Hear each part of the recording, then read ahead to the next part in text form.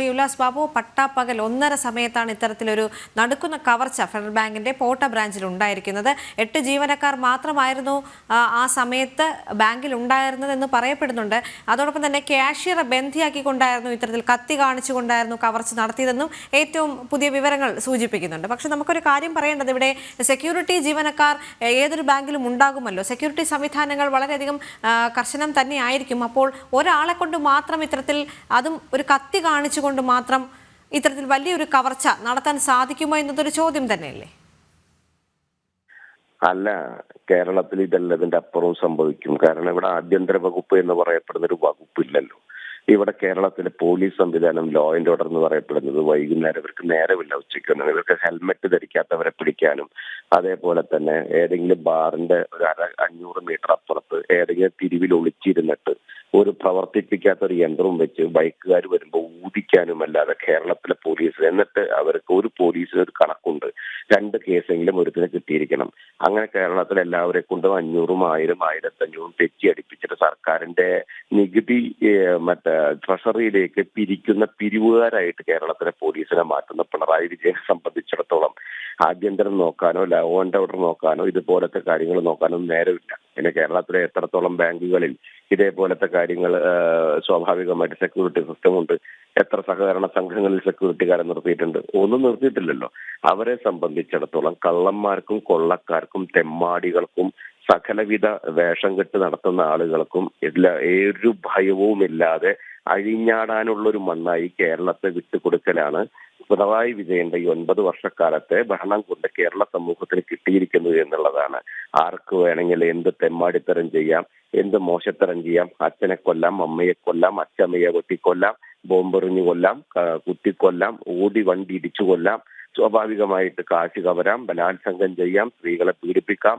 എന്തൊക്കെ ചെയ്താലും ഒരു കാരണവശാലും അതിനെ നിർത്തുന്ന രീതിയിലേക്കുള്ള പ്രവർത്തനം നടത്താൻ കേരളത്തിലെ ആഭ്യന്തര വകുപ്പിനെ കൈയാളുന്ന പിണറായി വിജയൻ എന്ന് പറഞ്ഞ മുഖ്യമന്ത്രിക്ക് സാധിക്കുന്നില്ല എന്ന് പറഞ്ഞാൽ, പരാജിതൻ എന്ന് പറഞ്ഞാൽ ആ വാക്കിന് മോശമായി പോവും.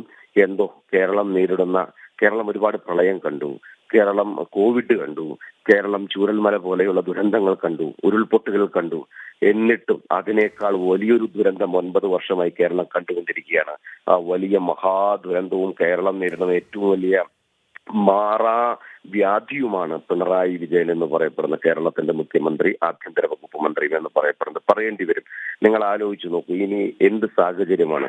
കൊച്ചു കുട്ടികൾ വീട്ടിലുണ്ടെങ്കിൽ പോലും ഇപ്പൊ ബാങ്കിൽ ചെയ്തു, നാളെ വീടുകളിൽ കയറില്ലേ, നാളെ സെക്യൂരിറ്റി സിസ്റ്റം ബാങ്കിൽ കൊണ്ടുവന്ന് വെക്കാൻ പറയാം. സ്വാഭാവികമായിട്ട് ഒരു ശമ്പളക്കാരന് ജോലി. അത് മാത്രമല്ല ശ്രീ ഉല്ലാസ് ബാബു, നമുക്ക് ആ ദൃശ്യങ്ങളിൽ നിന്ന് മനസ്സിലാകുന്നത് സെക്യൂരിറ്റി ജീവനക്കാരെ അവിടെ ആ CCTV ദൃശ്യങ്ങളിൽ കാണുന്നില്ല. 2 ഉദ്യോഗസ്ഥരെ മാത്രമാണ് കാണാൻ സാധിക്കുന്നത്. അപ്പോൾ മറ്റ് ഉദ്യോഗസ്ഥർ എന്തായിരുന്നു, പോലീസ് എപ്പോഴായിരുന്നു എത്തിയിരുന്നത്, ഇതെല്ലാം അവിടെ ഒരു ചോദ്യമായി അവശേഷിക്കുന്നില്ല. ഔദ്യോഗികമായ ചില കാര്യങ്ങൾ ഇനിയും പുറത്തു വരാനുണ്ട് എങ്കിൽ പോലും പ്രാഥമിക ഘട്ടത്തിൽ ചില ദുരൂഹതകൾ ഈ ഒരു വിഷയത്തിൽ കാണുന്നില്ലേ? അല്ല, നിങ്ങളൊരു കാര്യം മനസ്സിലാക്കണം. കേരളത്തിൽ എത്ര ചെറിയ ബാങ്ക് ശാഖകളിൽ സെക്യൂരിറ്റി ഉണ്ട്? സഹകരണ വകുപ്പുണ്ട് കേരളത്തിൽ. സഹകരണ വകുപ്പിന്റെ കീഴിലുള്ള സഹകരണ ബാങ്കുകളിൽ എവിടെയെങ്കിലും സെക്യൂരിറ്റികൾ നിൽക്കുന്നത് നിങ്ങൾ കണ്ടിട്ടുണ്ടോ? അവരുടെ ചെറിയ ചെറിയ ബ്രാഞ്ചുകളിൽ 2ഉം 3ഉം 1ഉം ആളുകളാണ് ഇരിക്കുന്നത്. അവിടെ സെക്യൂരിറ്റിക്കാരുണ്ടോ? എന്ത് അർത്ഥത്തിലാണ്? പോട്ടെ, ബാങ്ക് കഴിഞ്ഞു, ഇനി നമ്മുടെ വീടുകൾ, അതേപോലെ തന്നെ വിദ്യാലയങ്ങൾ, കുട്ടികൾ നടന്നു വരുന്ന സ്ഥലങ്ങൾ, ഇതൊക്കെ പ്രയാസത്തിൽ വരികയാണ്. കേരളം ഭയപ്പാടോടുകൂടിയാണ് ഓരോ ദിവസവും ഉറങ്ങി എഴുന്നേൽക്കുന്നത് എന്ന യാഥാർത്ഥ്യം നിങ്ങൾ മനസ്സിലാക്കണം. കാരണം ഇതൊന്നും നോക്കാൻ ഇവിടെ ആരുമില്ല. ബ്രൂവറി നടത്താൻ വേണ്ടിയിട്ടുള്ള തിരക്കിലാണ് പിണറായി വിജയൻ. ഇതൊന്നും നോക്കാൻ നേരമില്ല. ഇവിടെ ആഭ്യന്തരം തകർന്നാൽ കുഴപ്പമില്ല, ഇവിടെ എന്ത് സംഭവിച്ചാലും കുഴപ്പമില്ല, കേരളം നശിച്ചാലും ഓനെ സംബന്ധിച്ചിടത്തോളം പ്രയാസമില്ല. കാരണം ഇതിന് കൈകാര്യം ചെയ്യാൻ പറ്റണ്ടേ? ഇനി ഗോവിന്ദൻ മാഷ് എന്ന് പറയപ്പെടുന്ന CPM-ന്റെ നേതാവിനോട് ഇതിനെക്കുറിച്ച് ചോദിച്ചാൽ അദ്ദേഹം ആർക്കും മനസ്സിലാവാത്തൊരു ന്യായീകരണം ഇതിനകത്ത് പറയും. സ്വാഭാവികമായിട്ട് കേരളം വലിയ പ്രതിസന്ധിയിലാണ്. ആഭ്യന്തരം എന്ന് പറയപ്പെടുന്ന ആ വകുപ്പ് തന്നെ എടുത്തു കളയേണ്ട അവസ്ഥയാണ്. ലോ ആൻഡ് ഓർഡർ നശിച്ചിരിക്കുന്നു, സമാധാന അന്തരീക്ഷം തകർന്നിരിക്കുന്നു, ജനങ്ങൾക്ക് യാതൊരുവിധ തരത്തിലുള്ള ഒരു സെക്യൂരിറ്റിയും ഈ സമൂഹത്തിലില്ല. എന്നാലും CPM-നോട് ചോദിച്ചാൽ വടക്കേന്ത്യയിലേക്ക് നോക്കൂ, അവിടുത്തെ പെർസെൻറ്റേജ് നോക്കൂ, അവിടുത്തെ കണക്ക് നോക്കൂ, അവിടുത്തെ ക്രിമിനൽ റേറ്റ് നോക്കൂ എന്നും പറഞ്ഞു ഒരു ഉളുപ്പും നാണവും ഇല്ലാതെ ഇതിനെ ന്യായീകരിക്കാൻ ഇവർ വരും. നിങ്ങൾ നോക്കണം, ഒരു ദിവസം മുൻപ് റാഗിംഗ് നടന്ന കുട്ടിയുടെ ചർച്ച നടന്ന സമയത്ത് ഇടതുപക്ഷക്കാർ ന്യായീകരിച്ച സംഭവം, കോമ്പസ് കൊണ്ട് വരച്ച് അതിൽ ക്രീമിട്ട് ആ കുട്ടി വേദന കൊണ്ട് പുളയുന്ന സമയത്ത് അതിനെ സംഗീതാത്മകമായി ആസ്വദിക്കുന്ന ഡിവൈഎഫ്ഐയുടെയും SFIയുടെയും നേതാവിനെ കണ്ട കേരളത്തിൽ ഇടതുപക്ഷ രാഷ്ട്രീയ സംവിധാനം കേരളം ഭരിക്കുമ്പോൾ എത്ര കണ്ട് മാനസികമായിട്ടുള്ള ഇൻസെക്യൂരിറ്റി ഈ സമൂഹം അനുഭവിക്കുന്നു എന്ന് നിങ്ങൾ മനസ്സിലാക്കിയാൽ മതി. ആരൊക്കെ എന്നൊക്കെ കൊല ചെയ്യപ്പെടാം, ആരൊക്കെ എന്നൊക്കെ മരിക്കാം, ആരൊക്കെ എന്നൊക്കെ ബോംബിട്ട് കൊല്ലാം, ആരുടെയൊക്കെ വാഹനങ്ങൾ ഇടിച്ചു കൊല്ലാം, ഏതൊക്കെ വീടുകളിൽ കയറി കവർച്ച നടത്തും, ഏതൊക്കെ സ്ത്രീകൾ സുരക്ഷിതമല്ലാതെ നഷ്ടപ്പെട്ടേക്കാം എന്നൊന്നും നമുക്ക് പറയാൻ പറ്റാത്തൊരു സാഹചര്യത്തിലേക്ക് സമൂഹം എത്തി നിൽക്കുമ്പോൾ എന്ത് ചെയ്യണമെന്ന് സാധാരണക്കാർക്ക് സാധ്യമാകില്ല. എന്തായാലും ഇതിനെതിരെ ശക്തമായി പ്രതിരോധിക്കേണ്ട ആവശ്യമുണ്ട്, ശക്തമായി പ്രതിഷേധിക്കേണ്ട ആവശ്യമുണ്ട്. ജനകീയമായിട്ടുള്ള വലിയൊരു പ്രതിഷേധവും വലിയൊരു പ്രതിരോധവും പൊതുസമൂഹത്തിൽ തീർക്കേണ്ടതുണ്ട്. പിണറായി വിജയൻ എന്ന് പറയപ്പെടുന്ന പരാജിതന്റെ ഭൂലോക തോൽവിയുടെ ഭരണ സംവിധാനത്തിനെതിരെ ശക്തമായിട്ടുള്ള പ്രതിഷേധമുണ്ടാകണം.